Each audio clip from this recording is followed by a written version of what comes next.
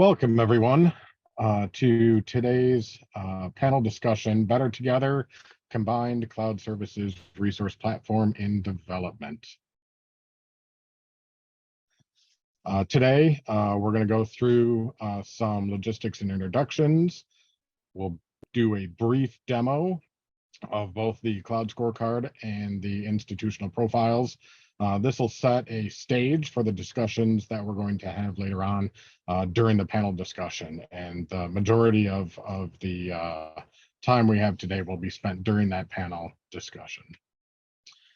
As such, we're asking all of you to mute your microphones and your video. That will help us make sure that we have a good interaction as we can today. And then we do want this to be interactive, so we would love to have your input. For questions, you can use the Q&A tool. And if you have any additional feedback or questions that you'd like to submit, you can always do that to the email address netplus@internet2.edu. We will have time for the interactive discussion at the end. That's after the demo portion. Please use the raise my hand functionality, and we will in return unmute you when it's your turn and work with you on the questions that you have. Today's event is being recorded and it will be made available on the Internet2 website as you see there. Today, the panel discussion is going to consist of Kitty Bridges from New York University, Melissa Loble from Instructure, Loren Malm from Ball State University. I will be doing the demo for both the institutional profiles and the Cloud Scorecard. And our moderator today is going to be Kevin Morooney. We'll now go to the demo mode of what we're going to do today. And first up, we're going to do a level set on the Cloud Scorecard. So what you're seeing right now is the Cloud Scorecard off the Internet2 website. It is a listing of service providers that we have. You can see them all listed here. Since we have Melissa online with us, we're going to use the Canvas LMS one so you can actually see what one looks like. And basically, this is an attestation from Instructure as to everything the community would like to know when it's looking to potentially procure Canvas as an LMS. So here you're going to see things like their website, email address, and then there's different sections based on accessibility and compliance. So you can see WCAG compliance version 2.0, 2.1. If they make VPATs available, we move into the identity and federation portion, where you can see if they do single sign-on through SAML, how they participate in common. After that is our network connectivity section, and then security. Security will have questions around SOC 2s, HECVATs. Then we move into the privacy section, technical integrations, compliance and contractual issues at the end. So you can see it's a pretty in-depth questionnaire for anything that you would like to sort of look at with regards to entertaining Canvas for an LMS. If we move back to the listing, each one of these looks the same. So you can see there's DocuSign, there is Hopin, Kion, Miro, Patheon, the list goes on. So we would ask any of the service providers that would like to take part in that, again, submit something to the netplus@internet2.edu email address, and we'd love to enter into some discussions with you on that. So this particular project has been going on for a bit now, and it's being oversight is done through the Cloud Scorecard advisory group, which Kitty, Loren, and Melissa are all a part of. An introduction to the institutional profiles, we're going to delve into next. And this is done for two services today, ServiceNow and Canvas. We're going to go through the Canvas institutional profiles, and then we're going to show a little bit about something that the ServiceNow institutional profiles are piloting. This all came around with discussions for the service advisory boards for each of those institutions. They wanted to collaborate, they wanted to find peers, they wanted to know what their peers were working on and how they were how they could interact with them.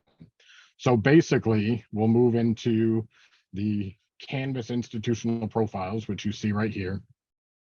You can see currently we're sort of in a introductory phase for these. And these are all the institutions that have currently filled out a profile today.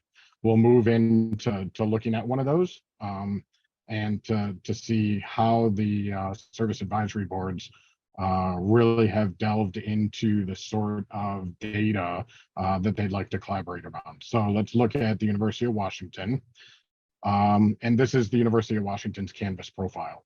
It starts off with some background characteristics, or a table that has background characteristics, where you can see things like their student FTE size. You have contact names. You can look to see if they're using specific Canvas resources like Bridge or Catalog, things like that. We move down a little bit, and you can get a feeling from University of Washington as to how they look or how they look at things with regards to implementation and usage, what their history is with Canvas, their accomplishments, structure and governance, and finally roadmap. Again, University of Washington has attested to all of this information as to what they think. On the side, you will see an interesting set of tables here with a legend at the top. The legend calls around in use, expert, not in use, and future roadmap. And here, what the Canvas Advisory Board has determined is that they would really like to collaborate with other institutions around third-party integrations. So you will see on this side our categorical entries for different use cases for those third-party integrations, and then they can identify what those third-party integrations are, and if they're in use, if they believe they're an expert at it, whether it's not in use, or whether it's a future roadmap of theirs. So we'll kind of look at University of Washington here, and for accessibility, they use Blackboard Ally. For analytics, that's a future roadmap, and future roadmap is sort of determined by the institution itself as to whether or not they have an active project that they're going to be doing in that area. So it's not sort of pie in the sky. This is something that they have budget dollars for and is an active project that they're working on. So you can see for badging, they use Badger. They're experts in Zoom, for example, and the list goes on and on.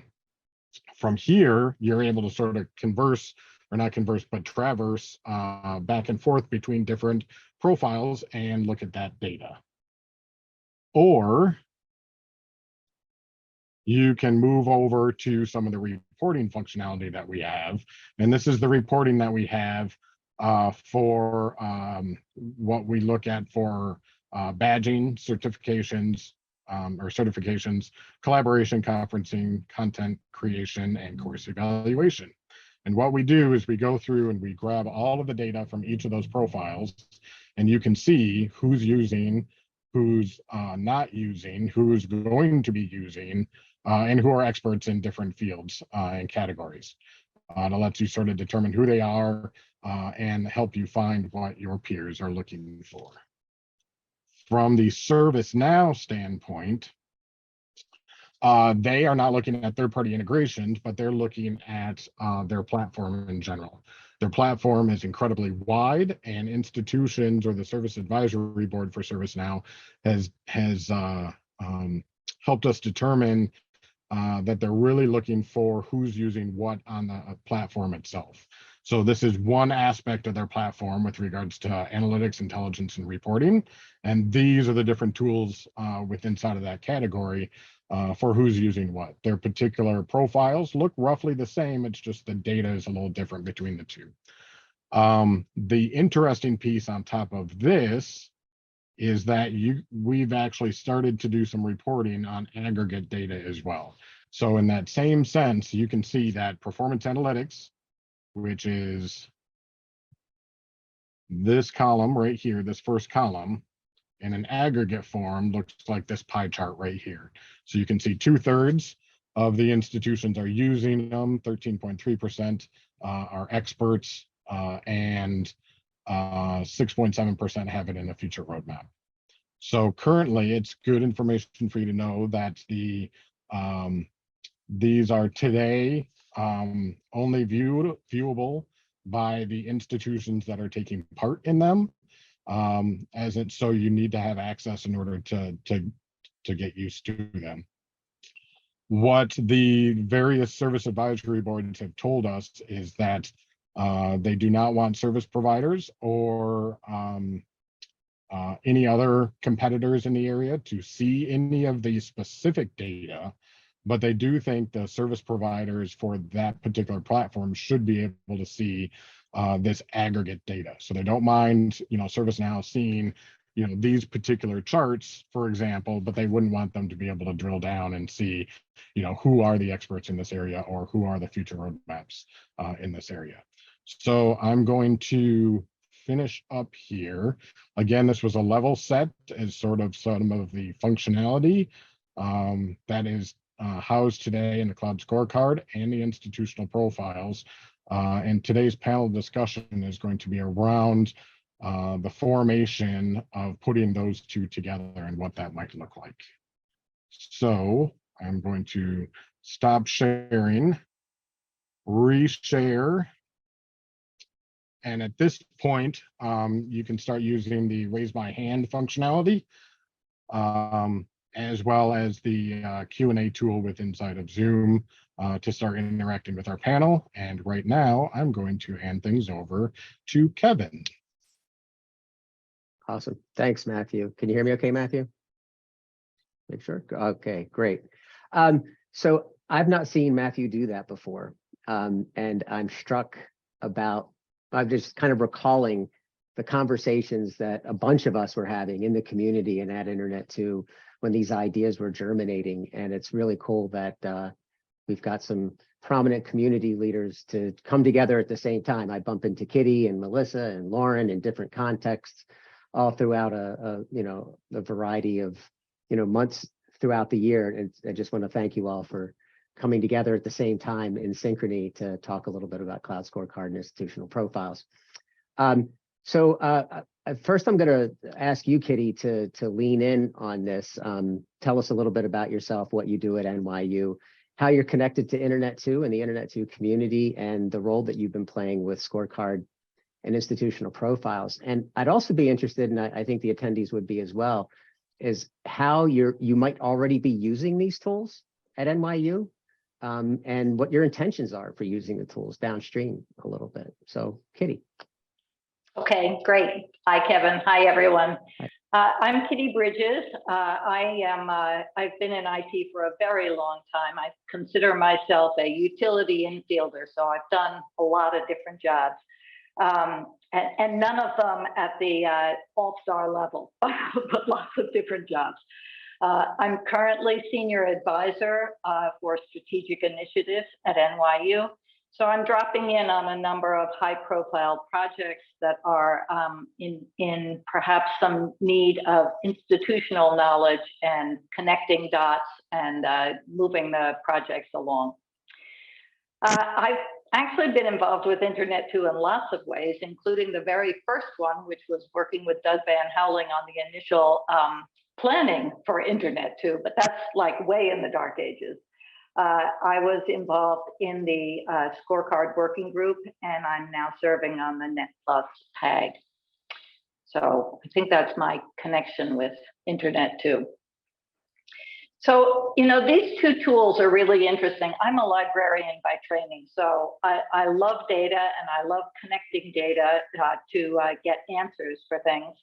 And so I am currently principally using the scorecard, although the profiles I'm interested in the ServiceNow profile, especially as we have a very large re-implementation of a 10-year-old ServiceNow environment.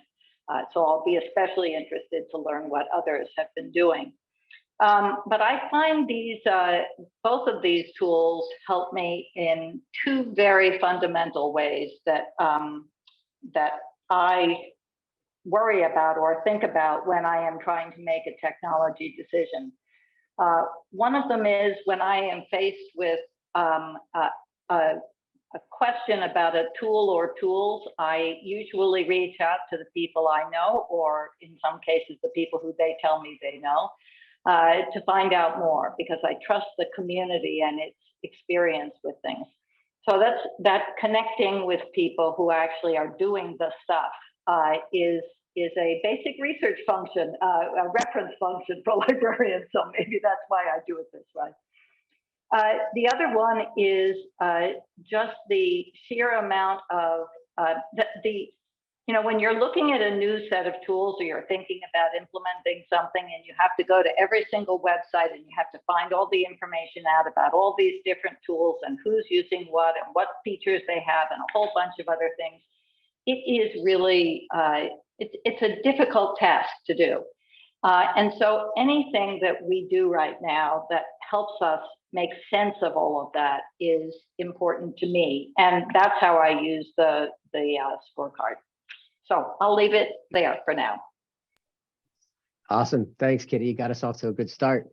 Loren, I'm going to ask you to join into the conversation. Tell us a little bit about your role at Ball State, how you're connected to the Internet 2 community and these projects. And also, because Loren, you and I tend to bump into each other in these IT procurement kind of contexts.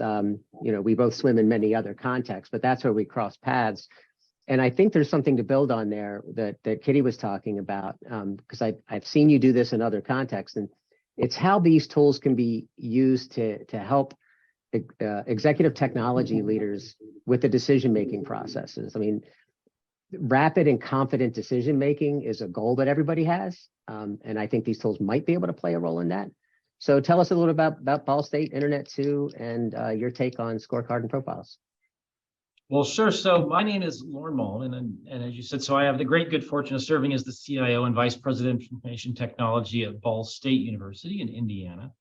And I've got a little bit of history with Internet 2. I also serve on the Net Plus on the PAG group, the Program Advisory Group, and then the Business Procurement and Legal Advisory Committee as well. My background is I've worked in IT for probably a little over 30 years. My education is in the law, my graduate education, so I have a law degree, but I don't practice law right now. But I have found that as a CIO, I think we as a community spend a lot more time than we used to on topics like vendor and contract management. And so, Kevin, to your point, I think these tools really help someone in a position like mine. And then just as Kitty was saying, so when you are going out in the market and you're going to look for whatever kind of problem you're going to try and solve, the cloud scorecard does a couple of things, I think, for us, people in our profession, tools that we haven't really had readily access to before. So one of the first things it does is it gives you a catalog of resources, a place to start. So if you're looking for a particular type of, want to see what is the, everybody knows what the LMSs are, but you may not know other types of tools, things that are available. So other pieces of that puzzle that you need to fit in to provide a complete package into a service. The scorecard is a repository you can go to look through that. The other thing that the scorecard does that I think is really, really valuable is it's a quick sorting tool. So Kevin, you're talking about the amount of time that it takes.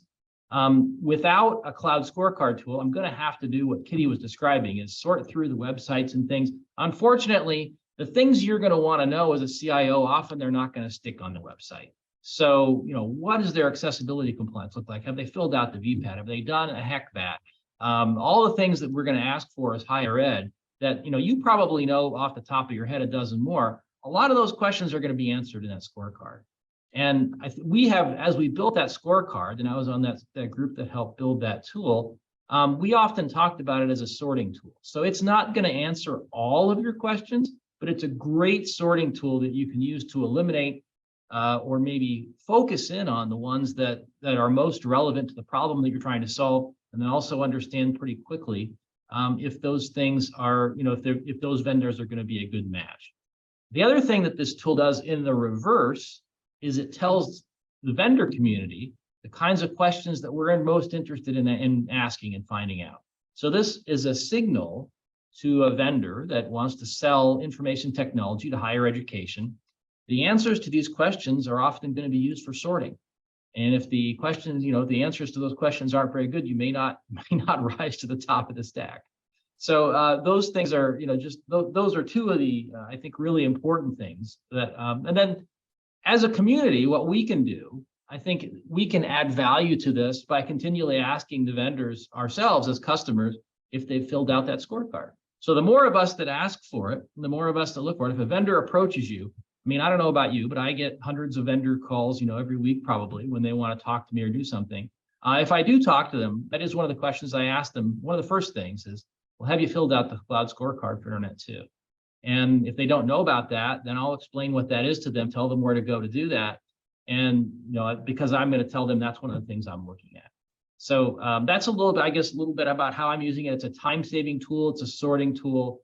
And it's also, it's an informational resource about vendors that serve higher education. Great. Thanks, Loren. Melissa, the bar has been set high. So tell us a little bit about your role at Instructure. And you've had, as far by my measure, a varied and I don't know, I just like your career path. I think you've done some really interesting things to get you where you are right now. So a little bit about yourself, your role at Instructure, and how you're connected to the Internet 2 community. And, that's even more profoundly connected. You're even more profoundly connected now than you were, say, a week ago or so. Melissa. Yeah, thank you. And thanks for having me be part of this. So I'm the Chief Customer Experience Officer for Instructure, which means that as a customer, you're in my team's hands. Everything from support to consulting and training, to account management, to product documentation, all of the above. And I've been at Instructure just about 9 years, not in this particular function. This has been about the last 3 years in my career, but I've done various things at Instructure around partnerships, helping our customers build ecosystems, vendor relationships, and some other roles. But as you alluded to, I've had an interesting path to get here, and I've spent time on both the vendor side as well as at the institution side, where I've led academic technology teams, distance learning teams, and some other functions that have been very reliant on this kind of information. And I also teach. So I'm in my 26th year of teaching, and I've always taught online. So it kind of adds a different dimension. But to my relationship with I2 in particular, as a vendor within the Net Plus program, we have a very active customer advisory board and community that are I2 members and our Canvas customers, in particular, are customers of Instructure's products as a whole. And I get the privilege of working with that group of that advisory board and the broader group of customers on a very regular basis. So that's been probably my most consistent interaction. Recently, I've joined a couple of committees, and I was appointed just last week. This is what you were alluding to, I'm sure. Kevin was to the board of trustees as the vendor representation on the Internet 2 board of trustees. From what this means to me, I know you didn't quite get there, but I will share I wanted to capitalize on what both Kitty and Loren said. Coming from the vendor perspective, everything they said is actually incredibly valuable to us too, because the cloud scorecard becomes, in particular, an unbiased source of information where potential customers of ours, existing of ours, other vendors can go get information without it having the sales orientation or wrapper around it, and can get at the information that they need. And that cloud scorecard, it's interesting being an LMS in that many of our customers come to us and say, hey, can you recommend certain kinds of vendors, or who should we go talk to and who shouldn't we? And we do not want to play that role. That's not, we want institutions to make the right choices. So for us to be able to point our customers to resources like this is also incredibly helpful. And it signals to the market, just like you shared, Loren, it signals what kinds of information, how do you need to be as a vendor in this space? What do you need to do so that you can enable your customers' success at the end of the day? And so that signal to the market is really, really valuable to us, because again, it helps us, especially as we're looking at vendor-vendor relationships, and even more importantly, supporting our customers. The last thing I'll say is the institutional profiles. There's so much really great information from, again, a customer success experience. We don't look at it as a, we shouldn't be looking at it, but we're not looking at that as is this an opportunity to find sales? It's not that for us. It's how can we understand what our customers are doing, seeking, needing in the best way, so that we can make sure our solutions are aligning, particularly our customer, how our support works, how are we being clear about privacy, how are we ensuring we are providing the right kind of security information for our customers. Those institutional profiles, understanding what kinds of technologies are being used, what problems and challenges are being solved, helps us serve our customer base so much better as well. So both are really critical to us, and we leverage them quite often. Thanks, Melissa. And I know I've told you this, and I've told other vendors this. I think Instructure does a great job of getting the value of community, the bilateral impact that when it's done right, it can really be a lovely thing. It's why I love working in this space. So all three of you have been staring at Scorecard and staring at profiles and helped shape it for quite some time now. This hasn't happened overnight. It's taken a lot of eyeballs and a lot of gray matter to get it to this point. But I'm going to ask you to go back to the beginning of the ideas and share what advice you might have for newcomers to Scorecard and newcomers to profiles as they consider two different dimensions. Because here's one of the things that I really like about both.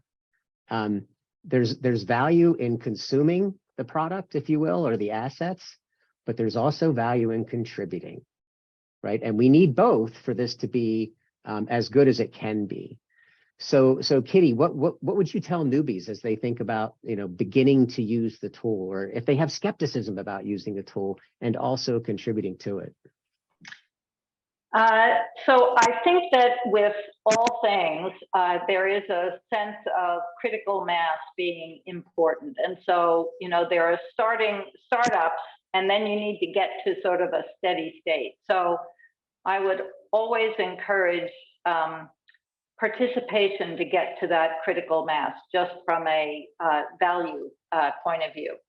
I think the profiles is a very interesting one in terms of the value of contributing.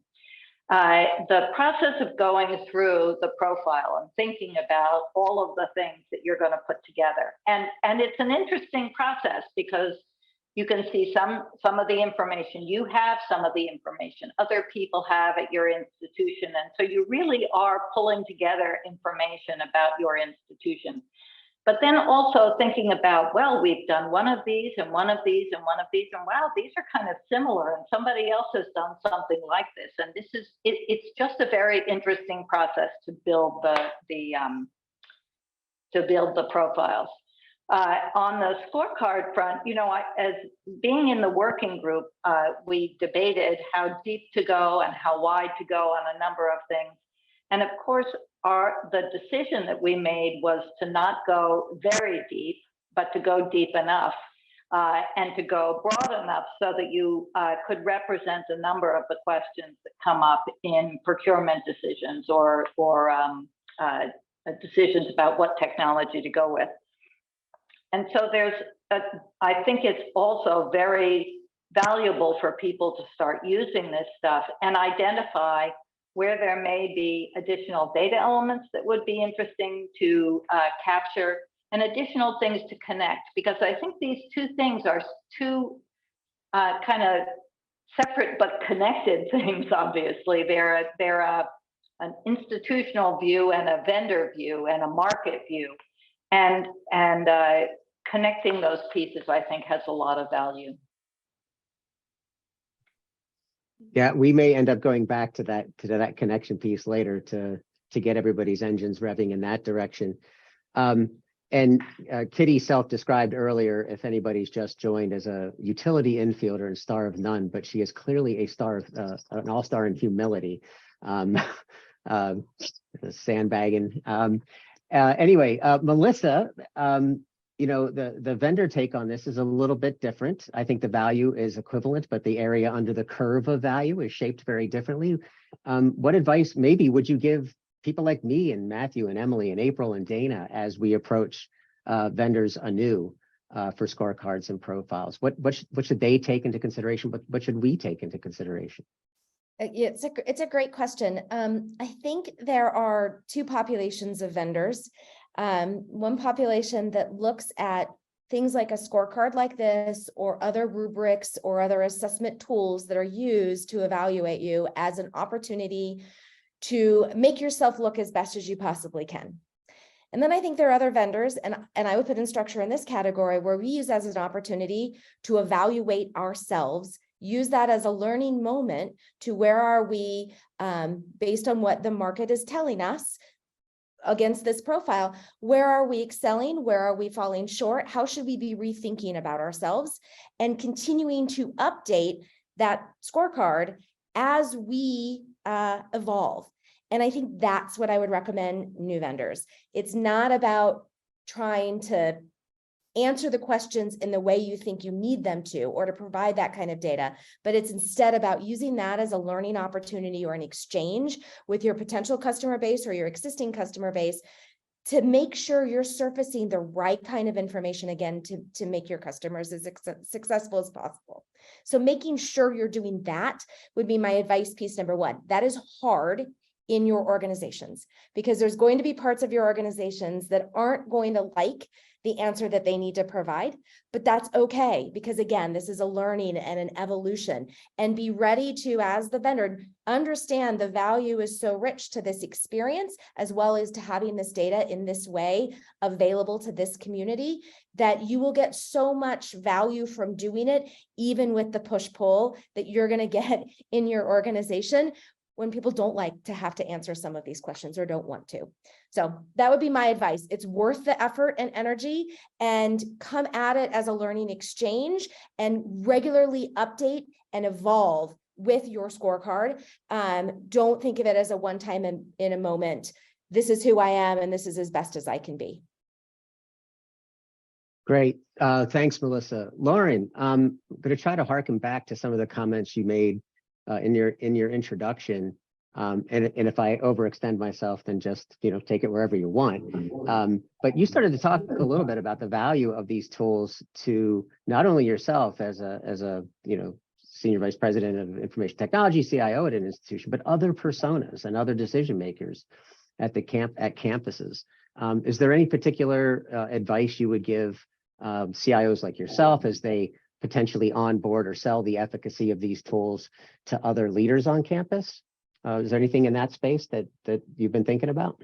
Yeah, so let's talk about that a little bit. So there's a couple of things that I think might be helpful. So first of all, it's helpful if you can go out there now and look at the scorecard, and you can sort of get a feel for what's there. You can read it, you can take a look at it, and what the information that's in there, and see the questions that are answered and how that will be useful. So once you get a feel for that, what I would say is the best way to sort of roll this out is all of you at your institutions have procurement processes, and somehow you've got a series of steps set up that you have for buying things at your institution. So however that works, and there's usually a group in your institution, perhaps there's a budget director in each of your areas. So I would start with people like budget directors that work with the actual people that are out in the functional areas that are buying things, and make sure they understand what the scorecard is, and then make that part of the process. So when someone comes to them and says, usually what happens is someone goes out to a conference, or they talk to a colleague, or they see a thing, or whatever it is, and they come up with a thing and they say, I want one of these widgets. I've got to have it because this is just going to revolutionize education. If I could just have this widget, then things would be wonderful. If they talk to their budget director or whoever it is in IT that maybe they're talking to, and the first step they do is, okay, I understand what you're looking for. Let's start with this cloud scorecard and see if that topic has already been answered. And what you might find there is a catalog or a collection of entities that meet that framework, that meet that need that that person's looking for. And then that gives them sort of a place to go back and look and start. And then they can look at that themselves and say, okay, I know I was looking at this, but maybe I'll also look at these others that are similar, because some of these may also have functions that I wanted. You don't use that as the final stopgap. So what I've done at my institution is I have a budget director in IT that all the contracts go through. And one of her steps that she gets when it finally gets to her is she makes a check there as well. So she's going to check and say, what are the scorecard vendors that are out there in this space? Sometimes what that means is we're going to take that list back, look at that, and that might become the short list that we use for an RFP, for example. We might also have to shop that list back out to the end user or to the functional area and say, is this, we know you asked for this, but have you thought about these things if it's slightly different? Because sometimes what happens is the scorecard, the collection of things in the scorecard gives you insight into maybe things that you weren't thinking of before. So if I was just looking for a chat tool, maybe what I come back with is, yeah, but here's this other thing that does this other stuff that is great, and maybe you want to look at that as well. So sometimes it changes the direction of where we're going, but ultimately it helps. So I mean, I guess the short way of answering your question is you have to build it into the process. So if it becomes part of the culture of buying things at your institution, and again, you know who those people are. There's budget directors, there's technology champions in each of your functional areas. If you, as the IT entity, get those entities used to using the scorecard, then by the time that list gets to you, they've already sort of done some of that footwork, and it does save some time and save some effort. And I think what it does ultimately is it gets us to a better place, because we are looking at a richer collection of tools that they're able to pick from and pick the whatever solution is that meets their need. So we've got about 20 minutes left. I've got one or two questions left for you all, but before I go into the next question, I want to encourage the live attendees to ask questions now. Take advantage of these really smart and passionate people about scorecard and profiles and many other things, because those who are going to digest this after the fact won't have that ability. So you've got Loren and Melissa and Kitty at your beck and call right now, and to ask them questions and gain their insight. So please, by all means, take advantage of their presence here today. And so along those lines, thinking about people who are going to take this in their pajamas on Saturday, drinking coffee because they have nothing better to do, they still might be saying, I'm still not getting it. I still don't understand what this is. So I want to ask each of you, and I'll start with you, Kitty. Sometimes I think it's helpful with somebody starting to grok something to share with them, scorecard profiles. It's kind of like this. It's kind of like this thing we did in higher ed. It could be a really old thing. It could be a relatively new thing, because we come together and do these things all the time. But are there tools? Are there capabilities? Are there communities of practice that we've developed over time that are similar? Because, and by the way, I also get this question sometimes. That sounds an awful lot like HECBAT. That sounds, I think Loren was using the alphabet soup, HECBAT, DPAT, right? All those things. How is this different from those things as well? So Kitty, what's it similar to, and what's it different from, or how is it different? So I think the thing that's a little bit different from other things is that it's not down at the HECBAT level, but it's also not up at the Magic Quadrant level. It's in between those two, at least for the scorecard. And so it means that you know, if you're just going to go to Gartner and look for something that's in the top right-hand corner of the quadrant, and it's going to be all businesses, it's not just higher ed, you really don't, you know, these are things that may make no sense at all, either financially or in other ways for higher education. You can do that. But then when you go to say, well, what are my colleagues using? What is it that's going to work for me in my situation? And who even knows what SAML is? And what are we talking about here? You do need to have something that allows you to make sense out of all of this stuff. And because it touches on security and identity and access management and accessibility and a number of other things, it's sort of this broad middle layer, and that's how I think of it. Loren, how about you? But I think, Kitty, I think that was a really good summary.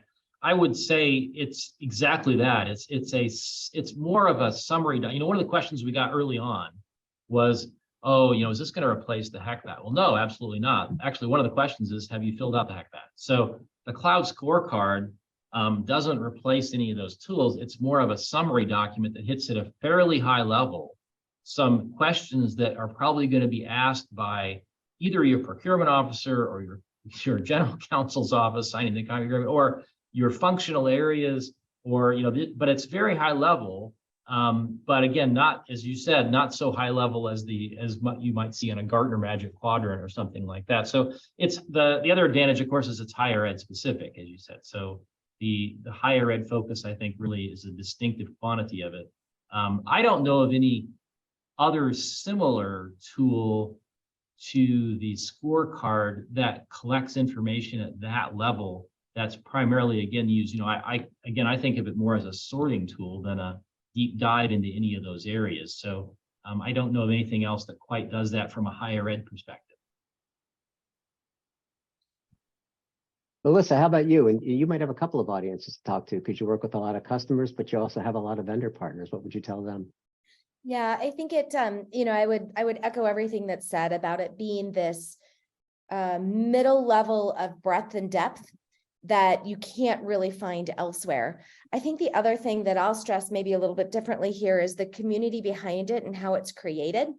Because there are some other tools out there that can be leveraged for bits and pieces of this. Some come from organizations with a very specific lens. Like they're very interested in privacy, and this is all about privacy. And then they throw some of these other questions on that when somebody's going to complete it, particularly a vendor, and then it's going to be vetted by that organization, the vetting is uneven. It's got a bent, and there's places for that, absolutely. But I think this is that breadth enables it not to have a bent one direction or a strength in one direction and a weakness in another, but it's just a confident middle layer of evaluation. And the community around it, I am confident that the community around this is not going to allow vendors to put information out there that is not real or accurate. And there are other tools out there, for good or for bad, that are done based on review bases. And you got to watch, because people can totally hack reviews and other vendors can hack reviews. And there's all sorts of craziness that's happened in the industry. And then there's others that you're like, okay, how is that being vetted? But there's a confidence behind that vetting.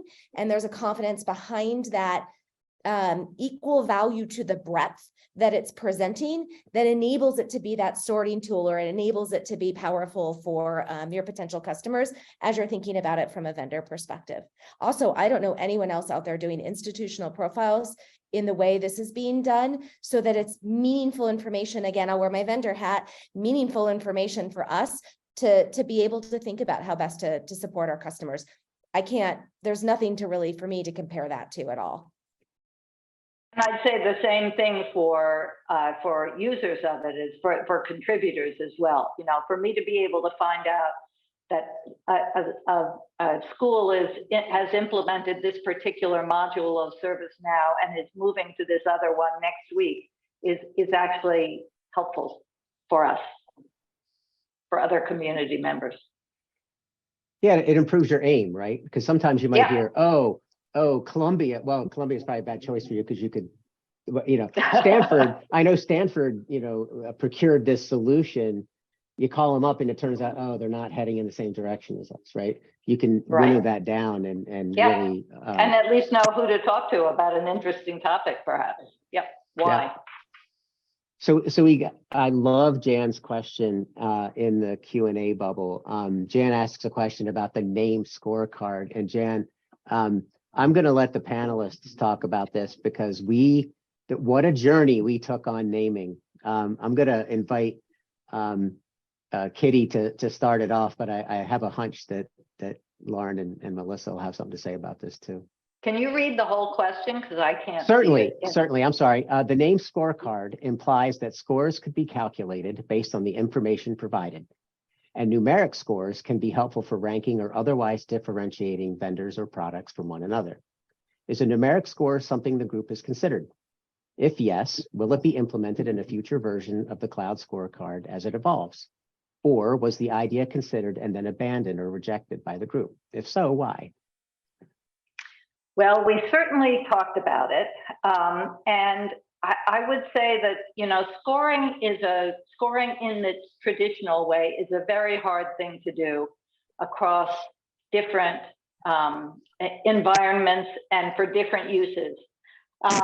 And we decided that we did not want to take away we didn't want to assume authority for how you should score something in your own institution. And so we chose to use scorecard as in a more general sense where we could use this ourselves to help to score vendors without having the internet to community score vendors. So I think that was, Loren can correct me if I'm wrong, but that was my memory of the conversation. Yeah, when we started at the very, very beginning, the idea was that it was going to be, right. With numerical scoring idea. But I think as we got into it, we realized, as you said, so it's what might be a score for me and how I would score something may be completely different for you, not necessarily because, we're so different, but it's because our use cases might be different. Our situations might be different for other reasons.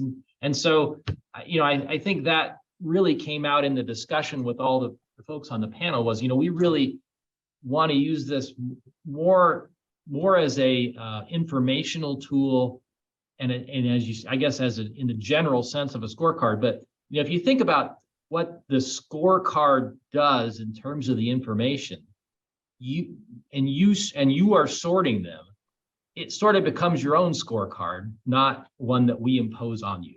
And so I guess that's kind of the way it's evolved. And I think the naming, as Kevin, we did struggle with the naming quite a bit. We went back and forth, but I think it still makes sense and it still works. It's just maybe not, I understand what it implies in terms of the numericness, but it's really not necessarily used that way. And I think it's actually more valuable the way it is because it conveys more information. So.